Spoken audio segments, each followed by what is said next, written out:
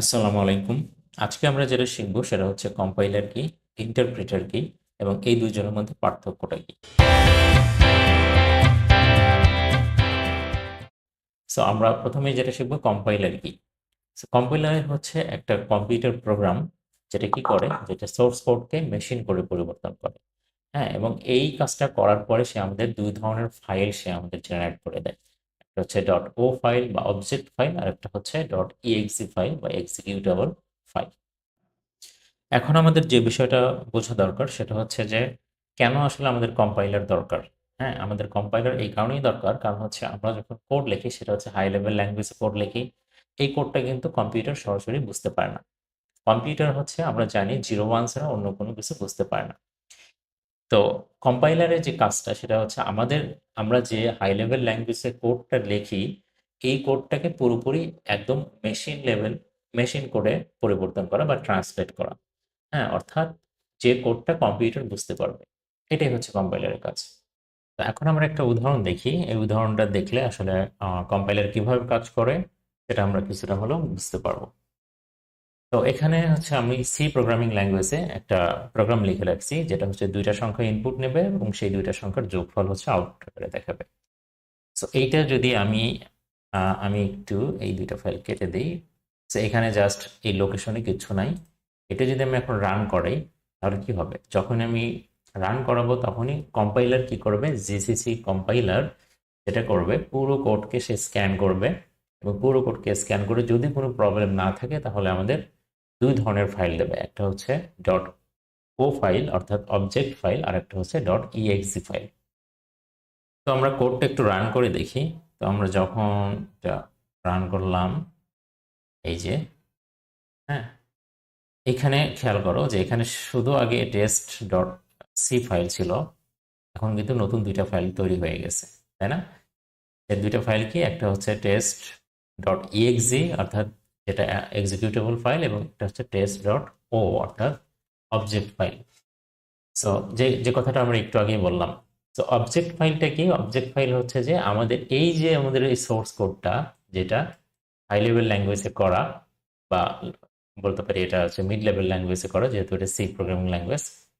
তো এই কোডটার machine code version হচ্ছে এই টেস্ট ডট ও। হ্যাঁ, এর মধ্যে আসলে মেশিন কোড ভার্সনটা আছে। তো এই দুইটা ফাইলই কিন্তু আমাদেরকে তৈরি করে দিল, কম্পাইলার তৈরি করে দিল। হ্যাঁ, আচ্ছা। আর টেস্ট ডট ইএক্সি এই ফাইলটা কি, এই ফাইলটাই হচ্ছে আমাদের রিকোয়ার্ড ফাইল। হ্যাঁ, আমরা প্রোগ্রামার আসলে এটাই চাচ্ছি, কারণ এইটাই হচ্ছে যে আমরা আমাদের এই প্রোগ্রামে যে কমান্ড আমরা কম্পিউটারকে দিতে যাচ্ছি বা কম্পিউটারের সাথে যেভাবে কমিউনিকেট করতে চাচ্ছি, সেটাই কিন্তু এই ডট ইএক্সি ফাইলে এখানে বলা আছে। অর্থাৎ এইটা যদি আমরা রান করি তাহলে কিন্তু কম্পিউটারের সাথে আমরা কমিউনিকেট করতে পারবো, বা আমরা এই প্রোগ্রাম দ্বারা যা করতে চাচ্ছি আসলে সেটা করতে পারবো। আচ্ছা, তো আমরা একটু দেখে নিই যে এই কোডটা রান করার সাথে সাথে কি হলো। আমরা যদি চেক করি, যেহেতু এটা দুইটা সংখ্যা যোগ করার একটা প্রোগ্রাম, অর্থাৎ দুইটা সংখ্যা ইনপুট নেবে এবং সেই দুইটা সংখ্যার যোগফল আউটপুট আকারে দেখাবে। সো আমি যদি একটু দেখি যে 2 5 ইনপুট দিলাম, হ্যাঁ, 7 আউটপুট দেখালো। আমি যদি 10 20 ইনপুট দিই, 30 ইনপুট দেখালো, সরি আউটপুট হিসেবে দেখালো। তার মানে আমাদের প্রোগ্রামটা ঠিক মতো কাজ করতেছে। সো কম্পাইলারের যে মজার যে বিষয়টা, আমি যদি এখন এটা কেটে দেই কোনো সমস্যা নেই। মজার যে বিষয়টা, কম্পাইলার পুরো কোডকে একবারে যেহেতু স্ক্যান করে এবং কোনো সমস্যা না পাইলে সে কিন্তু এই দুইটা ফাইল তৈরি করে দেয়। এবং একবারই কিন্তু তার স্ক্যান করার দরকার পড়ে। হ্যাঁ, এখন আমি কিন্তু প্রোগ্রামার যতবার খুশি ততবার কিন্তু আমি এই অ্যাপ্লিকেশন অর্থাৎ ডট ইএক্সি ফাইল এটাকে ক্লিক করে আমার কিন্তু কাজ করে নিতে পারবো। যেমন আমি যদি চাই যে হ্যাঁ, ঠিক আছে, আমি এখন একটু দেখতে চাই আমার প্রোগ্রামটা ঠিক মতো কাজ করতেছে কিনা। যেমন 10 আর 9, হ্যাঁ, 19 হয়ে গেল। সো আমি যদি আরো একটা টেস্ট করি, 18 হয়ে গেল। সো এটা কিন্তু কাজ করতেছে, আমি এটা কেটে দিলাম। আমি এখন চাচ্ছি আবার আবার এটাকে রান করাবো। হ্যাঁ, আবার আমি রান করালাম। আবার হচ্ছে আমি এখানে আমি যদি কিছু ইনপুট দেই, দুইটা সংখ্যা আবার কিন্তু কাজ করতেছে। আমি যদি চাই আমি আবার এটাকে রান করাবো। হ্যাঁ, তো আমি যদি দেখি, এটা কিন্তু এখনো স্টিল ঠিক মতো কাজ করতেছে। তার মানে কি, এটাকে যদি আমি হাজার হাজার বারো রান করাই, এটা কিন্তু ঠিক মতো কাজ করবে। সবচেয়ে মজার যে বিষয়টা এবং কম্পাইলের সবচেয়ে যে বিষয়টা বেশি অ্যাডভান্টেজ দেয় সেটা হচ্ছে যে আমি যতবারই রান করাচ্ছি না কেন, আমার কিন্তু আর কম্পাইল হচ্ছে না। কম্পাইল কিন্তু ওই একবারই হয়েছে। হ্যাঁ, কম্পাইলার কিন্তু মানে কম্পাইল কিন্তু পুরো কোডকে কম্পাইল কিন্তু এই একবারই করছে। হ্যাঁ, এখন আমি যতবারই রান করাই না কেন, এখন কিন্তু আর কোনো কম্পাইল হচ্ছে না, অর্থাৎ পুরো কোডকে বারবার তার স্ক্যান করার কোনো প্রয়োজন নেই। সে শুধু পুরো কোডকে একবারই স্ক্যান করবে, এবং একবার স্ক্যান করে যদি কোনো প্রবলেম না পায় তখনই সে একটা ডট exe ফাইল দিয়ে দেবে এবং ডট ও ফাইল অর্থাৎ অবজেক্ট ফাইল দিয়ে দেবে। তো এটাই হচ্ছে সবচেয়ে বড় বেনিফিট। যে এবং এই কোডটা যদি আমি এখন কেটেও দিই, আমি যদি এই কোডটা একেবারে রিমুভ করে ফেলি, হ্যাঁ একেবারে রিমুভ করে ফেললাম, এটা নাই, এই কোড আর নাই, হ্যাঁ রিমুভ করে সেভ করে দিয়ে দিচ্ছি, তারপরেও কিন্তু আমাদের এই exe ফাইলটা কাজ করবে। আমি যদি এখন স্ট্রাকচার লিখি, এই যে, ঠিক আছে। তো এইটাই হচ্ছে কম্পাইলারের সবচেয়ে বড় অ্যাডভান্টেজ। হ্যাঁ, যে কম্পাইলার পুরো কোডকে একেবারে স্ক্যান করে, দেন স্ক্যান করার পর আমাদের exe ফাইলটা দিয়ে দেয়। এবং আমরা যদি এখন এই exe ফাইলটা অন্য একটা কম্পিউটারও রান করাই, তাহলে সেখানেও কিন্তু কাজ করবে। এখন আমরা যেটা দেখব সেটা হচ্ছে কম্পাইলার কিভাবে আমাদের দেওয়া সোর্স কোডকে মেশিন কোডে রূপান্তরিত করে। কম্পাইলার এই কাজটা 6টি স্টেপে করে থাকে। তো আমরা প্রত্যেকটা স্টেপ খুব সংক্ষেপে আমরা আলোচনা করব, কারণ এটা নিয়ে ডিটেলস আলোচনা করতে গেলে ভিডিও আরো অনেক লম্বা হয়ে যাবে। তবে এটি নিয়ে যদি তোমরা ডিটেলসে একটা ডেডিকেটেড আলাদা ভিডিও চাও, তাহলে অবশ্যই কমেন্টে আমাকে জানাবা, আমি আলাদা একটা ভিডিও দেওয়ার চেষ্টা করব। প্রথম যে স্টেপ সেটা হচ্ছে লেক্সিক্যাল অ্যানালাইসিস। কম্পাইলার এই স্টেপে যেটা করে থাকে, আমরা যে সোর্স কোডটা দেই, এই সোর্স কোড কম্পাইলার স্প্লিট করে ফেলে, একেবারে ছোট ছোট ছোট ছোট অংশে বিভক্ত করে ফেলে, খণ্ড খণ্ড অংশে বিভক্ত করে ফেলে। এবং এই প্রত্যেকটা স্প্লিট বা খণ্ড খণ্ড অংশকে বলা হচ্ছে লেক্সিম। হ্যাঁ, এবং প্রত্যেকটা লেক্সিমকে কম্পাইলার এখানে একটা ডেসক্রিপশন অ্যাড করে দেয় প্রত্যেকটা লেক্সিমের সাথে, যাতে সে বুঝতে পারে যে কোন লেক্সিমটা আসলে কি কারণে আসলে ইউজ করা হয়েছে। হুম, তো প্রত্যেকটা লেক্সিমের সাথে একটা ডেসক্রিপশন অ্যাড করে দেওয়ার পরে এটাকে বলা হচ্ছে টোকেন। তার মানে লেক্সিক্যাল অ্যানালাইসিসে কম্পাইলার দুটা কাজ করে থাকে, একটা হচ্ছে লেক্সিম তৈরি করে এবং সেই লেক্সিমের সাথে একটা করে ডেসক্রিপশন অ্যাড করে দিয়ে সে টোকেন তৈরি করে। হ্যাঁ, তার মানে এই স্টেপে আসলে দুইটা কাজই হয়, একটা হচ্ছে লেক্সিম তৈরি হয় এবং টোকেন তৈরি হয়। এই কারণে এই স্টেপকে টোকেনাইজেশনও বলা হয়। একটা উদাহরণ দেখলে বিষয়টা পরিষ্কার হয়ে যাবে। ধরলাম আমাদের খুব সিম্পল একটা সোর্স কোড, যেটা এক লাইনের একটা কোড। হ্যাঁ, তো এই সোর্স কোডকে আমরা কম্পাইলারকে দিলাম।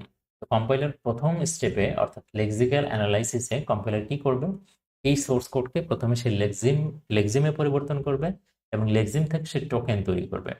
অর্থাৎ টোকেন তৈরি করাই হচ্ছে এই স্টেপের প্রধান কাজ। তাহলে এখানে এক্স একটা লেক্সিম, ইকুয়াল একটা লেক্সিম, ওয়াই একটা লেক্সিম, তাই না? আচ্ছা, এইভাবে প্রত্যেকটা লেক্সিমের সাথে যখন সে একটা ডেসক্রিপশন জুড়ে দেবে, যেমন এক্স কে সে বললো যে এটা হচ্ছে ID1। হ্যাঁ, এখানে এক্স সম্পর্কে সে একটা ডেসক্রিপশন জুড়ে দিচ্ছে কিন্তু। তো যখনই কোনো একটা লেক্সিমের সাথে একটা ডেসক্রিপশন জুড়ে দিচ্ছে, লেক্সিম এবং ডেসক্রিপশন এই দুইটা মিলে একটা টোকেন তৈরি করতেছে। হ্যাঁ, তাহলে এই স্টেপে হচ্ছে যে টোকেন তৈরি করবে। যেমন ID,1 এটা একটা টোকেন, এটা কাকে ইন্ডিকেট করতেছে, এক্স কে ইন্ডিকেট করতেছে। ইকুয়াল একটা টোকেন, ID,2 এটা একটা টোকেন, যেটা কাকে ইন্ডিকেট করতেছে, যেটা ওয়াই কে ইন্ডিকেট করতেছে। তারপরে প্লাস একটা টোকেন, তারপরে ID,3 এটা একটা টোকেন, এটা কাকে ইন্ডিকেট করতেছে, এটা জেড কে ইন্ডিকেট করতেছে। এইভাবে প্রথম স্টেপে লেক্সিক্যাল অ্যানালাইসিসে কম্পাইলার কি করবে, পুরো সোর্স কোডকে টোকেনে পরিবর্তন করবে। আচ্ছা, পরবর্তী স্টেপ হচ্ছে সিনট্যাক্স অ্যানালাইসিস। সিনট্যাক্স অ্যানালাইসিসে কম্পাইলার দুইটা কাজ করবে। একটা হচ্ছে সে যে টোকেনটা পাইলো, এই টোকেনে কোনো সিনট্যাকটিক্যাল কোনো ইরর আছে কিনা, এই ইররটাকে সে ফাইন্ড করবে। যদি কোনো ইরর থাকে তাহলে ডেভেলপারকে বলবে যে ভাই তোমার এখানে ইরর আছে। আচ্ছা, আর যদি কোনো ইরর না থাকে তাহলে কম্পাইলার এই স্টেপে কি করবে, এই প্রাপ্ত টোকেন দিয়ে সে অ্যাবস্ট্রাক্ট সিনট্যাক্স ট্রি অর্থাৎ AST একটা ট্রি তৈরি করবে। আচ্ছা, তো আমরা দেখতে পাচ্ছি যে এরকম একটা ট্রি কিন্তু সে তৈরি করলো। এইবার পরের স্টেপ হচ্ছে সিম্যান্টিক অ্যানালাইসিস। সিম্যান্টিক অ্যানালাইসিসে কম্পাইলার কি করবে, সে তার কাছে যে এএসটি আছে এখানে সে তিনটা চেকিং করবে আসলে। হ্যাঁ, কি চেকিং? একটা হচ্ছে টাইপ চেকিং, তার টাইপ ঠিক আছে কিনা। একটা হচ্ছে ফ্লো কন্ট্রোল চেকিং, অর্থাৎ যে এএসটি তৈরি করছে তার ফ্লোটা ঠিক আছে কিনা। আর একটা হচ্ছে লেভেল চেকিং। এই তিনটা চেকিং করবে। আচ্ছা, এর পরবর্তী স্টেপ হচ্ছে ইন্টারমিডিয়েট কোড জেনারেশন। এখানে একটা ইন্টারমিডিয়েট কোড জেনারেট করবে। কারণ এই ইন্টারমিডিয়েট কোড জেনারেট কেন করবে, এটা করার উদ্দেশ্য হচ্ছে পরবর্তীতে অপটিমাইজ করাটা তার জন্য সুবিধা হয় ইন্টারমিডিয়েট কোড থেকে। তো এখানে একটা ইন্টারমিডিয়েট কোড কিন্তু জেনারেট করে ফেললো। পরবর্তী স্টেপ কি? পরবর্তী স্টেপ হচ্ছে কোড অপটিমাইজেশন। অর্থাৎ এই স্টেপে কম্পাইলার দেখবে যে সে আসলে কোনো অপটিমাইজ করতে পারে কিনা কোডকে। হ্যাঁ, তো অনেক সময় এরকম হয় যে আননেসেসারি অনেক সময় ডেভেলপাররা কোড লিখে ফেলে। কিরকম? আমি একটা ছোট্ট উদাহরণ দিই। যেমন আমি 1 নম্বর লাইনে আমি কোড লিখলাম হচ্ছে x=x+10। ওকে, ফাইন। তো আমি 2 নম্বর লাইনে লিখলাম x=x-7। আচ্ছা, তাহলে এখন তুমি ভেবে দেখো যে এই দুইটা লাইন না লিখে আমি কি এভাবে লিখতে পারি না, x=x+3, তাই না? তাহলে এখানে কিন্তু আমার 2 লাইন কোড লিখতে হচ্ছে না, 1 লাইনে আমি কোডটা করে ফেলতে পারতেছি। এরকম যদি কোনো অপটিমাইজেশন থেকে থাকে তাহলে এই স্টেপে কম্পাইলার সেই অপটিমাইজেশন করে ফেলে। যেমন আমরা এখানে দেখতে পাচ্ছি যে এখানে 4 লাইনের কোড ছিল, কম্পাইলার এখানে 4 লাইনের কোডকে 2 লাইনে নিয়ে আসছে। এর মানে এটা না এটার অরিজিনাল যে ইনস্ট্রাকশন বা আমাদের অরিজিনাল যে প্রোগ্রাম সেটাকে সে পরিবর্তন করে ফেলবে। বিষয়টা কিন্তু মোটেও সেরকম না। অরিজিনাল যে কোডের ইনস্ট্রাকশন সেটা ঠিকই থাকবে। এর পরবর্তী স্টেপ কি? পরবর্তী স্টেপ হচ্ছে কোড জেনারেশন। অর্থাৎ অপটিমাইজ যে কোডটা আছে কম্পাইলার এখানে অপটিমাইজ কোড থেকে সে একদম এখানে ফাইনাল সে কোড জেনারেট করবে। তো এখানে আমরা দেখতে পাচ্ছি সে কিন্তু অ্যাসেম্বলি কোড জেনারেট করে ফেলছে। তো এখানে সব অনেকের কোশ্চেন আসতে পারে যে কেন অ্যাসেম্বলি কোড জেনারেট করলে, এখানে তো 0-1 থাকার কথা। এটা আসলে কম্পাইলের উপর ডিপেন্ড করে। যেমন সি প্রোগ্রামিং ল্যাঙ্গুয়েজকে যদি জিসিসি কম্পাইলার যদি সি প্রোগ্রামিং ল্যাঙ্গুয়েজকে কম্পাইল করতে যায় তাহলে কিন্তু কোড জেনারেশন স্টেপে এসে সে অ্যাসেম্বলি কোডকে জেনারেট করবে। তো এই অ্যাসেম্বলি কোড আবার কি করে, অ্যাসেম্বলার এই অ্যাসেম্বলি কোডকে মেশিন ল্যাঙ্গুয়েজে অর্থাৎ 0-1-এ ট্রান্সফর্ম করে। আচ্ছা, তার মানে এটা আসলে কোন ল্যাঙ্গুয়েজকে কম্পাইল করা হচ্ছে এবং কে কোন কম্পাইল করতেছে এটার উপর ডিপেন্ড করবে। কিছু কিছু ল্যাঙ্গুয়েজে হ্যাঁ কোড জেনারেশন স্টেপেই কিন্তু সে 0-1 কোডকে জেনারেট করে ফেলে, অর্থাৎ মেশিন কোডে জেনারেট করে ফেলে। এখন আমরা দেখব ইন্টারপ্রেটার আসলে কি করে। সো কম্পাইলারের মতো ইন্টারপ্রেটার সেম একই কাজই করে, এটাও সোর্স কোডকে মেশিন কোডে রূপান্তরিত করে, কিন্তু ইন্টারপ্রেটার একটু ভিন্নভাবে কাজটা করে। কীরকম? কম্পাইলার হচ্ছে পুরো সোর্স কোডকে একসাথে ট্রান্সলেট করে এবং শুধু ট্রান্সলেটই করে, পুরো কোডকে একেবারে ট্রান্সলেট করে। এবং এর মধ্যে যদি কোনো ইরোর থাকে তাহলে সে সবগুলো ইরোর একসাথে দেখায়। কিন্তু ইন্টারপ্রেটার যেটা করে সে হচ্ছে প্রতি লাইন বাই লাইন, হ্যাঁ, প্রত্যেকটা লাইন বাই লাইন সে ট্রান্সলেট করে এবং লাইন বাই লাইন সেই কোডগুলোকে হচ্ছে এক্সিকিউট করে। তো এখানে হচ্ছে একটা মেজর পার্থক্য আছে কম্পাইলারের সাথে, সেটা হচ্ছে যে এখানে কিন্তু ইন্টারপ্রেটার প্রত্যেকটা লাইন সে কী করতেছে, প্রতিটা লাইন সে ট্রান্সলেট করতেছে এবং একই সাথে কিন্তু এক্সিকিউট করতেছে। কিন্তু কম্পাইলার কিন্তু এক্সিকিউট করে না। কম্পাইলার হচ্ছে পুরো কোডকে শুধু ট্রান্সলেটই করে, পুরো সোর্স কোডটাকে ট্রান্সলেট করে, কিন্তু এক্সিকিউটেবল ফাইল সে তৈরি করে কিন্তু সে কিন্তু এক্সিকিউট করে না। হ্যাঁ, সো এখানে কিন্তু ইন্টারপ্রেটার প্রতি লাইন বাই লাইন সে ট্রান্সলেট করতেছে প্লাস হচ্ছে এক্সিকিউট করতেছে। সো এই পার্থক্যটা বোঝাটা ইম্পর্টেন্ট। এতক্ষণ আমি কম্পাইলার এবং ইন্টারপ্রেটার সম্পর্কে যে আলোচনাগুলো করলাম এটা যদি তোমরা ভালো মতো বুঝে থাকো তাহলে পার্থক্যগুলো নিজেরাই করতে পারবা। তারপর আমি বেসিক কিছু আলোচনা আমি করব। প্রথমে যে বিষয়টা নিয়ে আলোচনা করব সেটা হচ্ছে মেকানিজম, অর্থাৎ কম্পাইলার কোন মেকানিজমে কাজ করে, ইন্টারপ্রেটার কোন মেকানিজমে কাজ করে। তার আগে একটা কথা তোমাদের আবার একটু রিমাইন্ড করে দিই, সেটা হচ্ছে কম্পাইলার এবং ইন্টারপ্রেটার এরা দুজনেই কিন্তু ইটসেলফ একটা কম্পিউটার প্রোগ্রাম, তাই না? আচ্ছা, তো কম্পাইলার কি করে? কম্পাইলার হচ্ছে পুরো সোর্স কোডকে সে ইনপুট হিসেবে নেয় এবং এক ধাপেই সেটা কি করে ফেলে, মেশিন কোডে ট্রান্সলেট করে ফেলে। আচ্ছা, on the other hand interpreter কি করে? ইন্টারপ্রেটার হচ্ছে একটা একটা স্টেটমেন্ট সে নিবে একটা স্টেটমেন্ট নিবে, সেটাকে সে মেশিন করে ট্রান্সলেট করবে এবং একই সাথে এক্সিকিউটও করে ফেলবে। আচ্ছা, এইখানে হচ্ছে কম্পাইলারের সাথে মেজর একটা পার্থক্য, এই পার্থক্যটা একটু ভালো করে বুঝো। সেটা হচ্ছে যে ইন্টারপ্রেটে কি করতেছে, এক লাইন সে নিচ্ছে এবং সেইটাকে ধরে সে ট্রান্সলেট করে ফেলতেছে মেশিন করে, একই সাথে এক্সিকিউট করে ফেলতেছে। কিন্তু কম্পাইলার কিন্তু কখনোই এক্সিকিউট করে না। কম্পাইলার আমাদের পুরো কোডকে সে একেবারে ইনপুট হিসেবে নেয় এবং সে মেশিন করে ট্রান্সলেট করে, এতটুকু তার কাজ। সে কিন্তু এক্সিকিউট করতে যায় না। হুম। আচ্ছা, তো 2 নম্বর ক্রাইটেরিয়া হচ্ছে কোড এক্সিকিউশন। এই এই কথাটাই আমি একটু আগে বলে আসছি অলরেডি, যে কম্পাইলার কি করে, অনলি ট্রান্সলেট করে, কোনো এক্সিকিউট করে না। কিন্তু ইন্টারপ্রেটার কি করে, যে প্রত্যেকটা লাইন বা প্রত্যেকটা ইনস্ট্রাকশন বা স্টেটমেন্ট ধরে ধরে কিন্তু সে এক্সিকিউটও করে। এখন আমরা যেটা নিয়ে আলোচনা করবো সেটা হচ্ছে এক্সিকিউশন টাইম। আচ্ছা, তার আগে তোমাদের একটা কথা বলে রাখি, সেটা হচ্ছে আমরা 1 নম্বরে যেটা নিয়ে আলোচনা করছি সেটা হচ্ছে মেকানিজম। তো কম্পাইলার কিভাবে কাজ করে এবং ইন্টারপ্রেটার কিভাবে কাজ করে, এই মেকানিজমটা যদি তোমরা বুঝে যাও, ঠিক আছে, অর্থাৎ 1 নম্বরে যেটা আমরা যে আলোচনাটা করছি সেটা যদি তুমি ভালো মতো বুঝে যাও, তাহলে এই পুরো টিউটোরিয়ালের সব কথাই ভালো মতো তুমি বুঝবা। হ্যাঁ, ইভেন এখন আমরা পরবর্তী নেক্সট স্টেপে যে কয়েকটা পয়েন্ট আছে সেগুলো নিয়েও যে আলোচনা করব সবই বুঝে যাবা। তার মানে এই মেকানিজমটা বোঝা সবচেয়ে ইম্পর্টেন্ট। তো এক্সিকিউশন টাইমটা বোঝার জন্য আমরা একটু আগের উদাহরণে চলে আসলাম, এটা আমরা এর আগে দেখছিলাম। সো এটা আমি যদি এখন রান করাতে যাই, যদি রান করাই, তো তাহলে কি হবে, এই যে আমরা এখানে দেখতে পাচ্ছি যে অলরেডি 2টা ফাইল কিন্তু তৈরি হয়ে গেল। একটা হচ্ছে exe ফাইল আর একটা হচ্ছে অবজেক্ট ফাইল। তো এইটার কথাই কিন্তু আমরা বারবার বলতেছি যে যখনই আমরা কম্পাইল করালাম তখনই কি হলো, আমাদের কিন্তু একটা exe ফাইল তৈরি হয়ে গেল। হ্যাঁ, এবং এই প্রথমবারই কিন্তু কম্পাইল যখন আমরা করাচ্ছি, কম্পাইলার কিন্তু একবারই পুরো কোডকে সে কম্পাইল করতেছে, অর্থাৎ ট্রান্সলেট করতেছে, আর কিন্তু ট্রান্সলেট করার দরকার নেই। অর্থাৎ আমি যদি এখন 1000 বারও আমি যদি এই কোডটা কেটে দিই, 1000 বারও এটাকে রান করাই, এই যে আমি যদি একটু টেস্ট করি কাজ, এই যে ঠিকঠাক মতো কাজ করতেছে, দুইটার সঙ্গে যোগের প্রোগ্রাম ছিল এটা। আমি যদি এটা 1000 বারও এখনো রান করাই, যতবারই খুশি আমি ততবারই রান করাতে পারবো, কোনো সমস্যা নেই। কিন্তু আমার কিন্তু এই পুরো সোর্স কোডটা কিন্তু আর ট্রান্সলেশন হচ্ছে না, আর কিন্তু কম্পাইল হচ্ছে না। হ্যাঁ, ওই প্রথমবারই শুধু কম্পাইল হয়েছে। এই কারণে এর এক্সিকিউশন টাইমটা কম, কম্পাইলারের এক্সিকিউশন টাইমটা কম।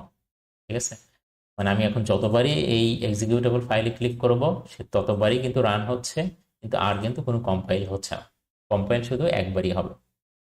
যেহেতু এখানে আর নতুন করে কম্পাইল হতে হচ্ছে না, অর্থাৎ নতুন করে তাকে ট্রান্সলেট করতে হচ্ছে না কোডটাকে, মানে যতবার রান করাচ্ছি ততবার কিন্তু নতুন করে ট্রান্সলেট করা লাগতেছে না। এই কারণে আহ, মানে ইন্টারপ্রেটারের চেয়ে টাইমটা কিন্তু এখানে কম লাগতেছে কম্পাইলারে। ওদিকে অন দ্য আদার হ্যান্ড ইন্টারপ্রেটারের ক্ষেত্রে কি হয়, ইন্টারপ্রেটারের ক্ষেত্রে যেটা হয় যে ইন্টারপ্রেটার কি করে, আমরা জানি যে প্রতিটা লাইন সে স্ক্যান করে এবং সেটাকে ট্রান্সলেট করে মেশিন করে এবং ওইটাকে এক্সিকিউটও করে। তার মানে কি, যতবার আমরা এক্সিকিউট করতে চাচ্ছি কোনো একটা কোড বা কোনো একটা লাইন, আমরা যতবার এক্সিকিউট করতে চাচ্ছি ততবার কিন্তু তাকে ট্রান্সলেটও করতে হবে ইন্টারপ্রেটারের ক্ষেত্রে। এই কারণে ইন্টারপ্রেটারের টাইমটা বেশি লাগতেছে। এখন যেটা দেখবো সেটা হচ্ছে মেমোরি। সো কম্পাইলারের ক্ষেত্রে কতটুকু মেমোরি লাগতেছে এবং ইন্টারপ্রেটারের ক্ষেত্রে কতটুকু মেমোরি লাগতেছে। সো একটু আগে আমরা যেটা দেখছি সেটা হচ্ছে কম্পাইলার যখন পুরো সোর্স কোডটাকে কম্পাইল করার পর আমাদের হাতে কয়টা জিনিস দিচ্ছে, 2টা জিনিস দিচ্ছে, একটা হচ্ছে অবজেক্ট ফাইল, একটা হচ্ছে exe ফাইল। সো এই অবজেক্ট ফাইলটাই যার মধ্যে কিন্তু মেশিন কোডটা থাকে, এবং এই অবজেক্ট ফাইলকে আমাদের মেমোরিতে যেহেতু স্টোর করতে হয় এই কারণে কম্পারেটিভলি কম্পাইলারে মেমোরি বেশি লাগে। কিন্তু ইন্টারপ্রেটারের ক্ষেত্রে কিন্তু কোনো অবজেক্ট ফাইল তৈরি হয় না।